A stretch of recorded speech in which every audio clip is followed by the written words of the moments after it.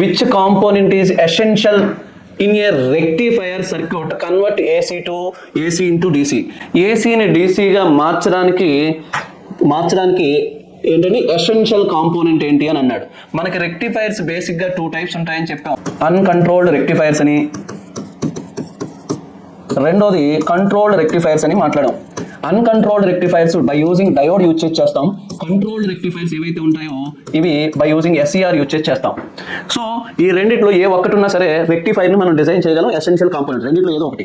Mostly మనకి first priority goes to ఎప్పుడు కూడా డయోడ్కే ఇవ్వాలి. ఎందుకని అంటే అన్కంట్రోల్డ్ రెక్టిఫైర్స్ బేసిక్ రెక్టిఫైర్స్ అని అంటాం. సో ఇప్పుడు చూడండి, కెపాసిటర్ ఫిల్టర్స్ కోసం వాడతాం, రెక్టిఫికేషన్ వాడడం. ట్రాన్స్ఫార్మర్, ఆ రెక్టిఫైర్ సర్క్యూట్ లో వన్ ఆఫ్ ద ఆబ్జెక్టివ్ ఏంటంటే వన్ ఆఫ్ ద ఎలిమెంట్ లేదా one of the component, one of the device ఏంటంటే ట్రాన్స్ఫార్మర్. కానీ ఇది ఎసెన్షియల్ కాదు. డయోడ్ ఈజ్ నథింగ్ బట్ ఏసీని డీసీగా మార్చడానికి కన్వర్ట్ చేసేటువంటిది ఏంటంటే డయోడ్, రెసిస్టర్ కాదు. సో ద ఆన్సర్ ఏంటంటే సి.